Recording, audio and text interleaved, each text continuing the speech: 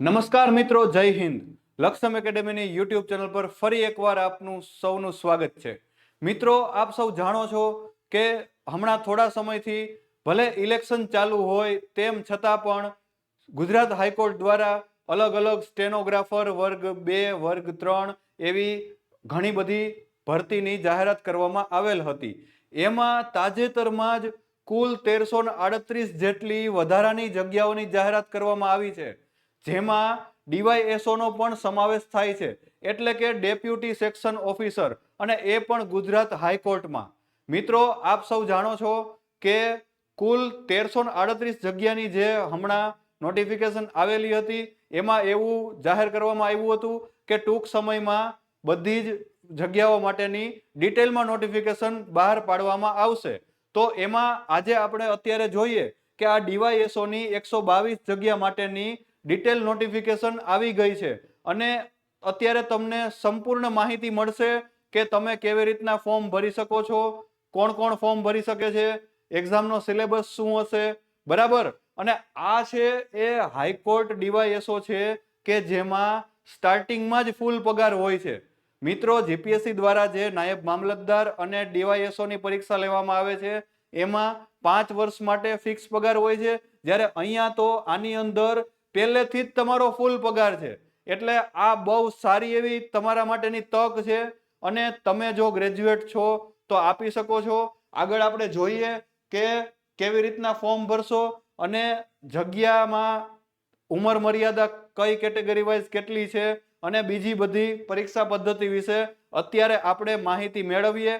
તો જોડાયેલા રહો લક્ષમ એકેડેમી સાથે, અને વિડીયોને લાઈક અને શેર જરૂર કરી દેજો. જોઈએ, અહીંયા આપણે 122 જેટલી ગુજરાત હાઈકોર્ટ અને ડિસ્ટ્રિક્ટ કોર્ટ અને અલગ અલગ ઇન્ડસ્ટ્રીઝ કોર્ટમાં જે ડીવાયએસઓની જે ભરતી છે, એટલે કે ડેપ્યુટી સેક્શન ઓફિસર, નાયબ સેક્શન અધિકારી કહેવાય છે ગુજરાતીમાં, એની 122 જેટલી જગ્યા માટેની જાહેરાત કરવામાં આવી છે. આ ઓફિશિયલ નોટિફિકેશન છે. અને મિત્રો, અહીંયા તમને દર્શાવેલું છે એનો પે મેટ્રિક્સ 39,900 છે, પ્લસ એલાઉન્સીસ. જે ભથ્થા મળવા પાત્ર છે, મોંઘવારી ભથ્થું, હાઉસ રેન્ટ એલાઉન્સીસ, અલગ અલગ પ્રકારના ભથ્થા, એટલે 39,900 પ્લસ આ બધા ભથ્થા તમે ગણો તો ઓછામાં ઓછા 60 થી 65,000 તમારો દર મહિને પગાર થાય, બરાબર. તો કેવી લાગી આ ભરતી? બહુ સારી છે ને? તો આપણે એની વિશે માહિતી મેળવીએ કે તમારે કેવી રીતના તૈયારી કરવી જોઈએ અને કોણ કોણ પરીક્ષા આપી શકે છે. અહીંયા છે કેટેગરી વાઇઝ વેકન્સી, એટલે તમે કઈ કેટેગરીમાં આવો છો એ મુજબ અહીંયા ટોટલ 122 વેકન્સીમાંથી જનરલની 66 સીટ છે, શેડ્યુલ કાસ્ટની 3 સીટ છે, શેડ્યુલ ટ્રાઇબની 12 સીટ, એસીબીસીની 29 સીટ અને ઈડબ્લ્યુએસની 12 સીટ. આવી રીતના કુલ 122 સીટમાંથી આવી રીતના કેટેગરી વાઇઝ જગ્યાઓ છે. અને એમાં પણ જો તમે વુમન છો, મહિલા છો, તો તમને વધારાની વુમન કેટેગરીની પણ અનામત સીટ મળે છે, બરાબર. તો વુમન માટે તો બહુ સારી એવી તક છે કે તમે આ પરીક્ષા પાસ કરી ડીવાયએસઓ બની શકો છો. અને એમાં આગળ આપણે જોઈએ કે જે પીએચ ને કેન્ડિડેટ છે ડિસેબિલિટી વાળા, એને પણ એની અંદર સિવિલ સર્જનના સર્ટિફિકેટના આધારે એમની પણ વેકન્સી રાખવામાં આવેલી છે. અને આમાં એક્સ સર્વિસમેનની 12 છે અને પીએચ ની 7 છે, બરાબર. તો એક્સ સર્વિસમેન માટે પણ સારો એવો આ ચાન્સ છે.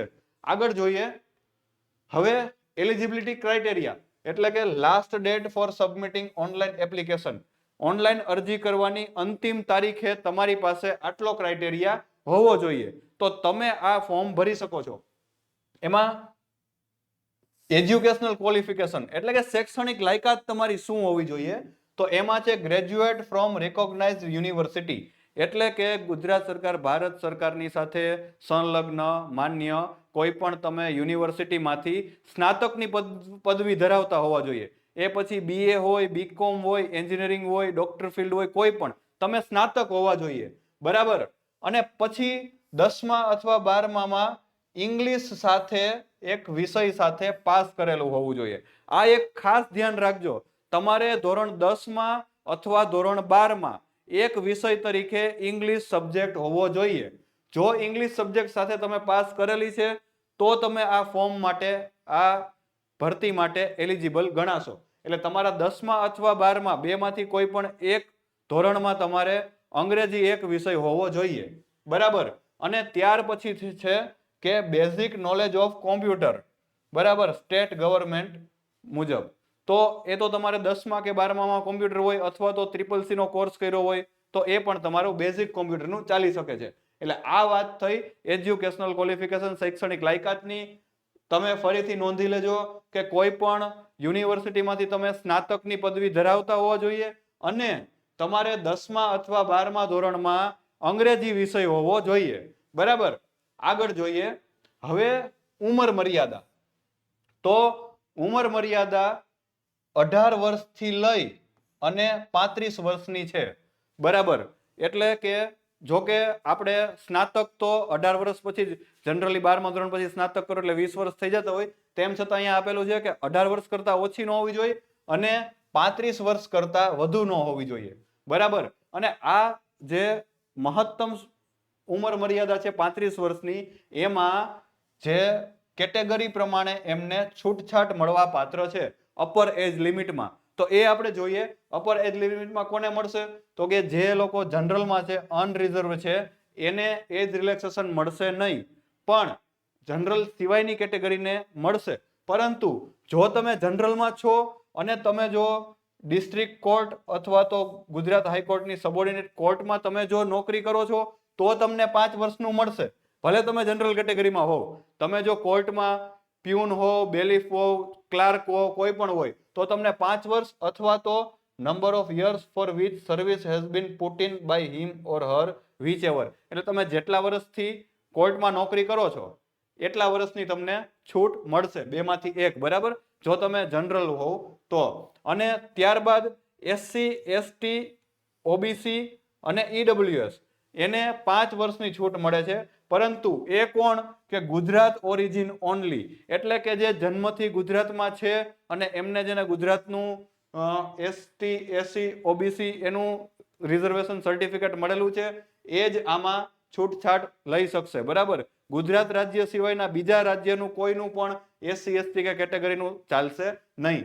બરાબર. અને વુમન કેન્ડિડેટ છે તો એમને પણ 5 વર્ષ. એટલે કે વુમન માટે તો બહુ સારો એવો ચાન્સ છે. એક તો 35 પ્લસ 40 વર્ષ સુધીની ઉંમર અને બીજું કે 33% અનામત. ઠીક છે.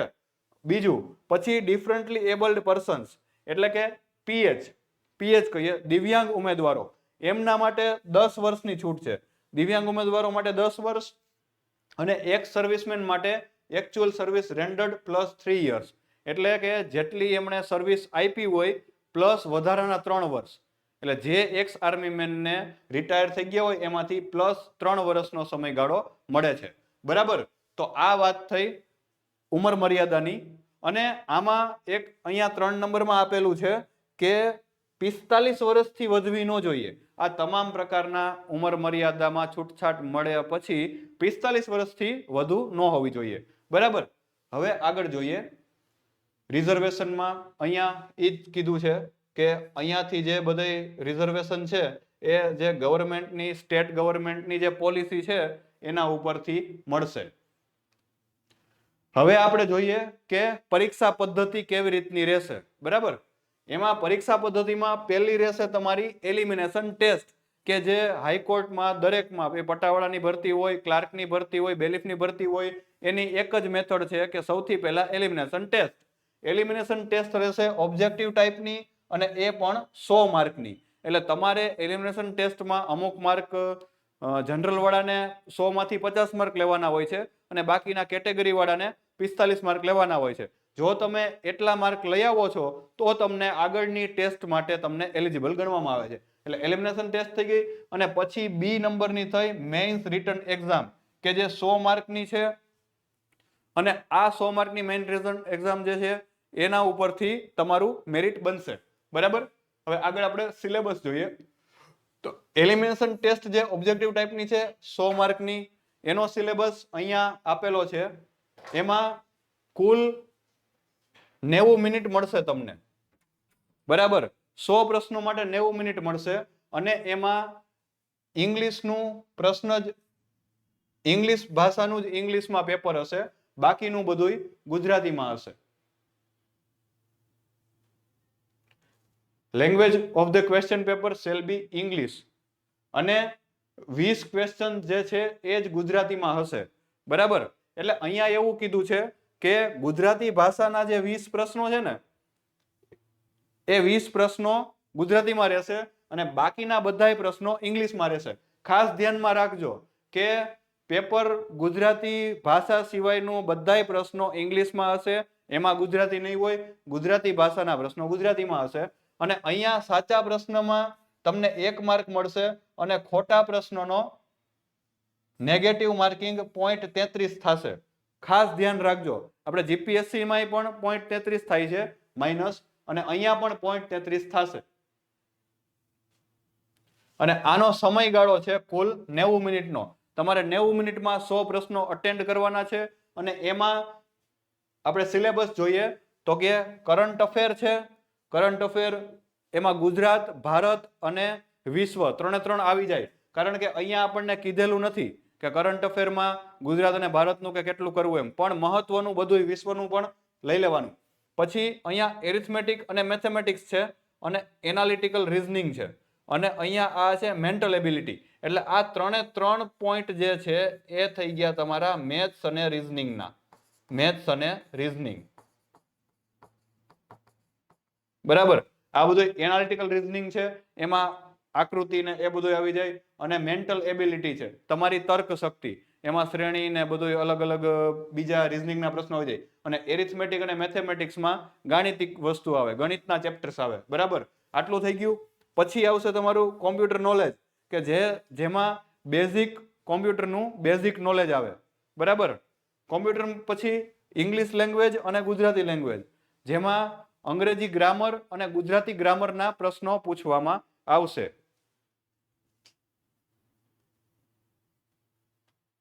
અને આની અંદર આટલા સિલેબસ આપ્યા છે, પણ આમાં એક ખાસ ધ્યાન રાખજો કે આની અંદર તમારે ઇતિહાસ, ભૂગોળ, વારસો એટલે કે જનરલ નોલેજ કે એ કાંઈ છે નહીં, બરાબર. આટલું જ છે. અહીંયા તમે જોશો તો આ સિલેબસમાં આટલું આપેલું છે. એટલે તમારે મેથ્સ, રીઝનિંગ, કોમ્પ્યુટર, ગુજરાતી, અંગ્રેજી અને કરંટ આટલું જ કરવાનું છે. હવે તમે વિચાર કરો કે સૌથી વધારે અઘરું પડતું હોય તો જીકે અઘરું પડતું હોય છે છોકરાઓને, બરાબર. તો તમારા માટે આ બહુ સારી વસ્તુ છે. અને હાલમાં જ તમે જો સીસી ની પરીક્ષા આપી હોય તો તમને ખબર છે કે મેથ્સ, રીઝનિંગ નો ખૂબ જ ફાયદો થાય છે. ઈ ફાયદો તમને અહીંયા મળશે. ભલે પ્રશ્નો અંગ્રેજી ભાષામાં હશે, પણ તમે એટલું તો તમે પ્રેક્ટિસ કરશો. અને RS અગ્રવાલની બુક આવે છે એની તમે પ્રેક્ટિસ કરશો.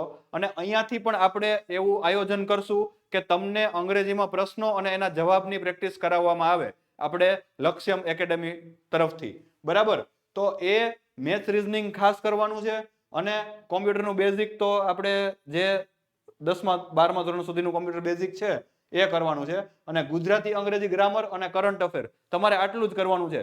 જીકે નથી એટલે આમાં ઘણો બધો તમને ફાયદો થઈ શકે છે. અને તમે હાલમાં જ સીસી ની પ્રેક્ટિસ કરી છે તો આમાં તમે મેથ્સ, રીઝનિંગમાં સારા એવા માર્ક લઈ શકશો, બરાબર. કે સીસી ના લેવલ જેવું જ લેવલ હશે, આમાં એનથી અઘરું હશે નહીં.